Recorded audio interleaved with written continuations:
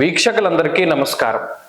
July మాసమందు ద్వాదశ రాశుల వారికి ఏ విధమైనటువంటి ఫలితాలు కలగబోతున్నాయి అనేటువంటి విషయంలోకి వెళ్లే ముందు జూలై మాసంలో ఉండేటువంటి గ్రహస్థితిని మనం గమనించాలి.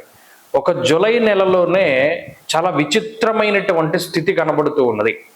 14వ తారీఖు నాడే మొత్తం గ్రహాల యొక్క మార్పు అనేటువంటిది చాలా ముఖ్యమైనటువంటి విషయంగా చెప్పచ్చు. 14వ తారీఖునే శని వక్రగతిని ప్రారంభం చేస్తారు. అంటే ఇప్పుడు మీనరాశిలో సంచరిస్తూ ఉన్నటువంటి శనేశ్వరుడు వక్రగతిని ప్రారంభం చేసి నవంబర్ 12వ తారీఖు వరకు వక్రించి ప్రయాణం చేయబోతూ ఉన్నారు. దీని తాలూకు ప్రభావం ఉంటుంది. ఇది 14వ తారీఖునే ప్రారంభం అవుతుంది. అలాగే 14వ తారీఖు నుండి దక్షిణాయనం ప్రారంభం. అంటే సూర్యుడు మిథున రాశిని వదిలిపెట్టి కర్కాటక సంక్రమణం చేసేటువంటి పుణ్యకాలం కూడా 14.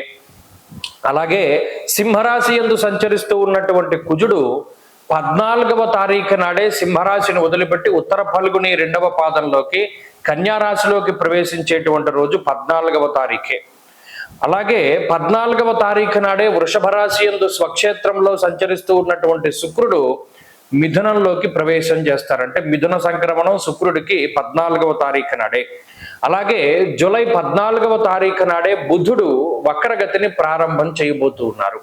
ఇక్కడ చూడండి, కుజుడు, రవి అలాగే శుక్రుడు ఈ 3 గ్రహాలు కూడా 14వ తారీఖున సంక్రమణం చేయబోతూ ఉంటే శనేశ్వరుడు అలాగే బుధుడు ఈ 2 గ్రహాలు కూడా తమ యొక్క వక్రగతిని ప్రారంభం చేయబోతూ ఉన్నాయి. బుధుడైతే ఆయన ఉన్నటువంటి రాశి కర్కాటకంలోనే వక్రించి సంచారం చేయబోతూ ఉన్నారు.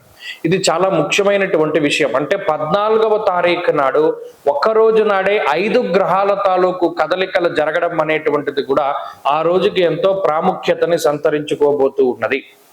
కాబట్టి ఇది ముఖ్యమైనటువంటి డేటు. ఇది ద్వాదశ రాశుల వారి యొక్క జీవన గమనాన్ని మార్చేటువంటి డేటుగా మనం చెప్పవచ్చు. సరే, ఇలా ఉన్నప్పుడు గ్రహస్థితిని పరిశీలిస్తే మరి ఈ మాసంలో శనేశ్వరుడు మీనమందు సంచారం చేస్తూ ఉన్నారు. వక్రించిన మీనంలోనే ఉంటారు.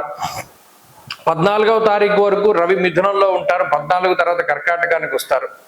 అలాగే రాహుకేతువులు కుంభరాశి యందు సింహరాశి యందు సంచారం చేస్తూ ఉన్నారు. కుజుడు 14 వరకు సింహమందు తదుపరి కన్య యందు సంచారం చేస్తారు. అలాగే రవి యొక్క సంచారం కూడా 2 రాశుల్లోనే ఉంటుంది.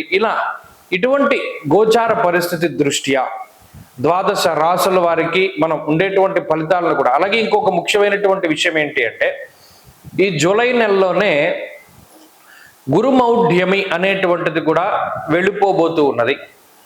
ఆల్మోస్ట్ ఈ మార్చి నెలలో వచ్చినటువంటి మార్చి కాదు క్షమించాలి జూన్ నెలలో వచ్చినటువంటి ఈ గురుమౌఢ్యమి కొంతకాలం పాటు ఉన్నది.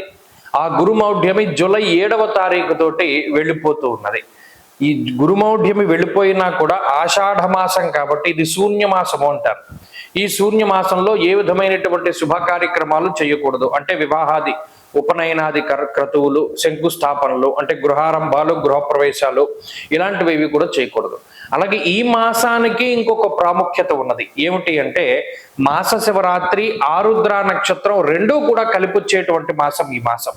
కాబట్టి ఆ ఆరుద్ర మాస శివరాత్రి మరి 2 శివ సంబంధమైనటువంటివే కాబట్టి దాన్ని పురస్కరించడం కూడా మన భవిష్య దర్శిని సంస్థ ఆధ్వర్యంలో 3 రోజుల పాటు మహారుద్ర యాగాన్ని పాలకొల్లులో నిర్వహించబోతూ ఉన్నాం. ఆ విషయం గురించి కూడా త్వరలోనే వీడియో చేస్తాను. అయితే ఇది ఈ మాసం యొక్క ప్రాముఖ్యత. అలాగే ద్వాదశ రాశుల వారికి కూడా ఈ మాసంలో ఏ విధమైనటువంటి ఫలితాలు కలగబోతున్నాయో కూడా మనం ఇప్పుడు తెలుసుకుందాం. వృషభ రాశి వారికి జూలై మాసమందు అటు 2వ స్థానమందు గురుడు యోగిస్తున్నారు. అలాగే ఈ మాసంలో అర్ధాష్టమ కుజుని యొక్క దోషం తొలగిపోతూ ఉన్నది. ఇది ఒక మంచి విషయం. అలాగే ఈ రాశి వారికి 3వ స్థానమందు రవి యోగించబోతూ ఉన్నారు 14వ తారీఖు లగాయితూ. అలాగే శుక్రబలం ఉన్నది, బుధ బలం కూడా ఈ రాశి వారికి ఉన్నది. కాబట్టి ఈ రాశి వారికి గ్రహస్థితి పూర్తి స్థాయిలో అనుకూలంగానే ఉంది.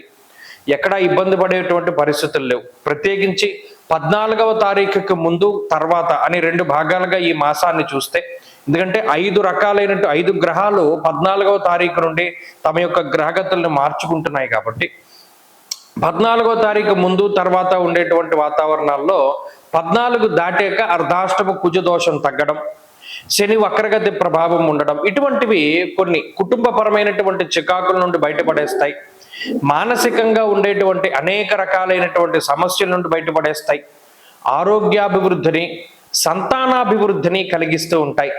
అలాగే ఏదైనా ఈ కుజ సంబంధమైనటువంటి భూపరమైనటువంటి లావాదేవీలు, కోర్టు కేసులు, న్యాయస్థాన సంబంధమైనటువంటి విషయాలు, ఏదైనా చిన్నపాటి లిటిగేషన్ వ్యవహారాలు ఉన్నా కూడా వాటి నుండి బయటపడడానికి కూడా ఈ గ్రహస్థితి చాలా చక్కగా యోగిస్తుంది. అలాగే ఇక్కడ 2వ స్థానమందు గురుని యొక్క సంచారము, అలాగే తృతీయ స్థానమందు ఉండేటువంటి రవి యొక్క సంచారం వల్ల, అంటే ఇది కూడా 14 దాటాకే పరిస్థితులను కనుక చూసుకుంటే అర్ధసిద్ధి సదారోగ్య అన్నారు. ఆరోగ్యం, నిత్య సంతోషం, బంధుమిత్ర సమాగమ.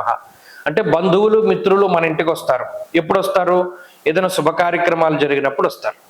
అంటే ఈ మాసంలో ఏదైనా మంచి పనులు, మంచి కార్యక్రమాలు, శుభమూలకంగా ధనాన్ని ఖర్చు పెట్టడానికి ఉండేటువంటి పరిస్థితులు ఇవన్నీ కూడా వృషభ రాశి వారికి కనబడుతున్నాయి. సరే, మరి ఏ పరంగా మనం జాగ్రత్తలు తీసుకోవాలి ఈ నెలలో అంటే, ఇక్కడ శుక్రుడు కూడా 12వ స్థానాన్ని వదిలిపెట్టి జన్మరాశి సంచారంలోకి వస్తున్నారు కాబట్టి అంత విపరీతమైనటువంటి ఖర్చు కూడా ఉండదు. ఏదైతే మనం పలానా డబ్బు దీనికోసం ఖర్చు పెట్టాలి అని దాచుకుంటారో దానికోసమే ఆ ధనం అంతా కూడా వినియోగింపబడుతుంది. అదనంగా ₹1 కూడా అవకాశం ఉండదు, వాంటింగ్ ఉండదు. అంటే మనం ఇంత ఖర్చు పెడదాం అనుకున్నాం, ఇంతే ఖర్చు పెట్టేశాం, అయిపోయింది, ఆ మాదిరిగా వెళ్ళిపోతుంది కాబట్టి పెద్ద బర్డెన్ ఉండదు. ఇంకొకటి, ఈ 14వ తారీఖు ముందుండేటువంటి పరిస్థితుల్లో మాత్రం అటు జన్మ రవి యొక్క 2వ స్థానమందు రవి యొక్క స్థితి, అలాగే చతుర్థ స్థానమందు కుజుడు కొంత మానసికమైనటువంటి టెన్షన్ తీసుకొస్తారు. అబ్బాయి మనం ఇది ఎలా చేయగలుగుతాం, ఎలా దాటగలుగుతాం, పలానా ఉద్యోగంలో సమస్యను ఎలా ఓవర్కమ్ చేయగలుగుతాం, మనమేమో ఇక్కడ విదేశాల్లో ఉన్నాం, దేశం కాని దేశంలో మనకి సమస్య వచ్చింది, ఎలా దాటగలుగుతాం అనేటువంటి భయాన్ని గ్రహస్థితి కల్పించిన కొంతకాలం పోయాక, అంటే 14వ తారీఖు దాటాక ఇటువంటి భయాలు ఏవి కూడా ఉండవు. కాబట్టి ప్రశాంతమైన వాతావరణం ఉంటుంది. ఇలా చూసుకున్నప్పుడు ఈ వృషభ రాశి వారికి కూడా 14వ తారీఖు దాటాక ఉండేటువంటి గ్రహస్థితులు చాలా బాగున్నాయి. వీరు మరింత అనుకూలమైనటువంటి ఫలితాలను సైతం సాధించడానికి ఎక్కువగా ఈ రాశి వారు చేయవలసినటువంటిది పరమేశ్వర ఆరాధన. ప్రతిరోజు కూడా రుద్రకవచాన్ని పారాయణ చేస్తూ ఉండడం, అలాగే లక్ష్మీ హృదయాన్ని పారాయణ చేస్తూ ఉండడం, ఇవన్నీ కూడా చెప్పుదగినటువంటి సూచనలు. స్వస్తి.